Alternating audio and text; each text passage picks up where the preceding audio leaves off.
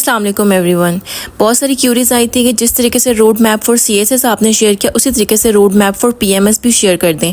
जैसे कि आप लोगों को पता है कि पीएमएस जो है अनाउंस हुआ था 11 फरवरी को और इसकी लास्ट डेट थी 26 फरवरी 2024। इस साल इन्होंने पीएमएस में 35 पोस्ट अनाउंस किए हैं। अब यहाँ पे जो इसकी डेट है कि किस डेट में ये किस मंथ में होना है, तो इसकी 2 टेंटिव डेट्स अभी तक जो टीचर्स ने अपने एक्सपीरियंस से और अपने इंटरनल रिसोर्सेज से पता करवाई, तो 2 टेंटिव डेट्स आ रही हैं। एक आ रही है जून और फर्स्ट वीक ऑफ जून और एक आ रही है फर्स्ट वीक ऑफ अगस्त। ये टेंटिव डेट्स क्यों हैं? क्योंकि आपको भी पता है कि गवर्नर के पास अथॉरिटी होती है पीपीएससी चेयरमैन को लगाने की, और फिलहाल हमारे पास कोई भी पीपीएससी चेयरमैन नहीं है और गवर्नर भी जा रहा है। तो मोस्ट प्रोबेबली ईद के बाद ही न्यू गवर्नर आएगा। जो ईद के बाद न्यू गवर्नर आएगा उसको सेटल होने में भी 1 या 2 वीक्स लग जाते हैं।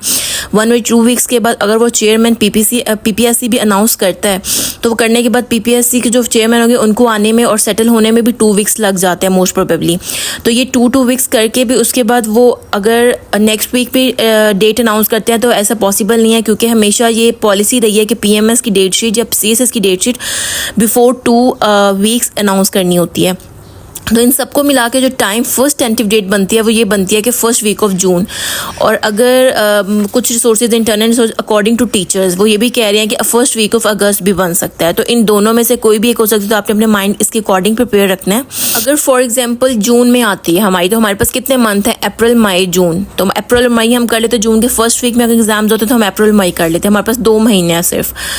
ये 2 महीने उन लोगों के लिए फ़ायदेमंद होंगे, उन लोगों के लिए बेनिफिट देंगे जिन लोगों ने ऑलरेडी तैयारी अपनी रखी हुई है। ठीक है, जो न्यू एस्पायरेंट्स हैं उनके लिए बिल्कुल भी नहीं है ये। अगर तो जून में पेपर्स होते हैं तो उनके लिए बिल्कुल भी नहीं मैं सजेस्ट करूँगी। और आप वो खुद भी माशाल्लाह उनमें होगी कि हमें ये नहीं देने चाहिए 2 महीने की मतलब करके। तो अगर तो जून में होते हैं तो उसमें आपको क्या अपना टाइम टेबल रखना चाहिए। उसमें सिर्फ आपको कुछ चीज़ें अपने साथ रखनी चाहिए। ज़्यादा मेन फोकस आपका अपने मॉक एग्ज़ाम एवेल्यूएशन के ऊपर होना चाहिए। इंग्लिश एस्से की जो फुल फ्लेज एस्से जो होता है और प्रेसी एस्से प्रेसी इसकी एवेल्यूएशन मॉक एग्ज़ाम्स देने हैं आपको। उसके बाद आपने जो भी आपकी रिवीजन में अपने क्या करना है, रिवीजन में आपने reports, fact, figure, Islamic references जो हैं इनको आपने रिवाइज करना है। उसके बाद अगर किसी की पंजाबी है तो पंजाबी के जो अशार होती हैं उनको रिवाइज करना है। मतलब वो चीज़ें आपने रिवीजन में ज़्यादा लेके आनी है जो एज अ रेफरेंस के तौर पे आप अपने क्वेश्चन को वेटेज देने के लिए आप डालेंगे ना क्वेश्चन के अंदर लिखने में, तो वो आपने चीज़ें रिवीजन पे लेके आनी है। ये 2 महीने में आपके पास इतना टाइम नहीं होगा कि आप फुल फ्लेज पूरा एक टॉपिक रिवाइज करें।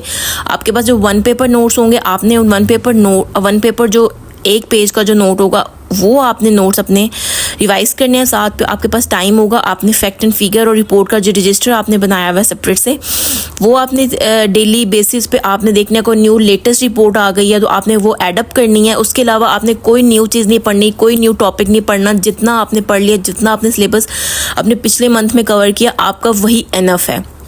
उसके अलावा आपने एवेल्यूएशन भी मस्ट करवानी है ये 2 महीने में। उसके बाद आपके ये 2 महीने का है सिर्फ उन लोगों के लिए जिनकी तैयारी ऑलरेडी हुई है।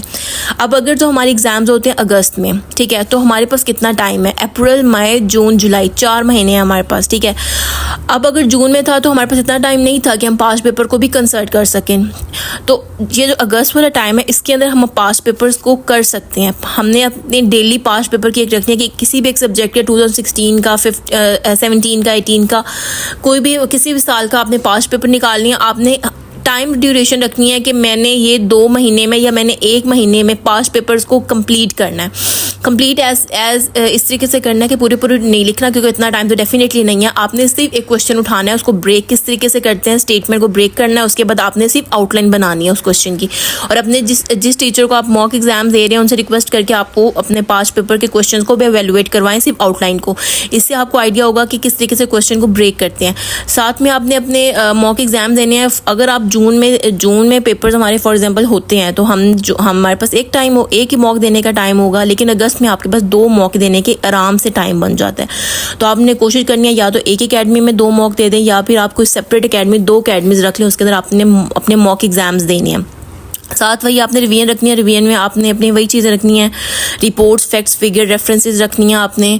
उसके अलावा कोई चीज़ आपने नहीं रखनी। वन पेपर नोट्स को आपने रिवाइज करना है। उसके अलावा कोई डिटेल में कुछ नहीं पढ़ना, कुछ डिटेल में एडअप नहीं करना, कोई डिटेल में न्यू थिंग नहीं डालनी आपने, क्योंकि टाइम ही नहीं होता उस टाइम पे। आपके ऊपर वैसे ही बर्डन बहुत ज़्यादा मेंटली तौर पर होता है, तो कोई न्यू चीज़ डालेंगे, जाहिर बात है उसको न्यू चीज़ को पढ़ने में और उसके बाद नोट्स मेकिंग करने में बहुत टाइम कंज्यूम होता है। तो इसलिए आपने अपने नोट्स मेकिंग का जो टाइम लिमिट और ड्यूरेशन है वो मैंने अपने यूट्यूब वीडियो पे जो कंप्लीट वीडियो मैंने डाली हाउ टू मेक नोट्स, उसमें पूरा टाइम लिमिट, टाइम ड्यूरेशन मैंने डाला हुआ है कि कब किस मंथ तक कितने टाइम में आपके नोट्स कंप्लीट हो जाने चाहिए।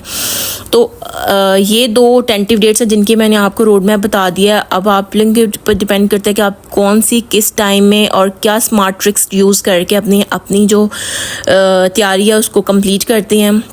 मज़ीद क्वेश्चन हो तो मुझसे पूछ लीजिएगा। दुआ में याद रखिएगा। अल्लाह हाफिज़।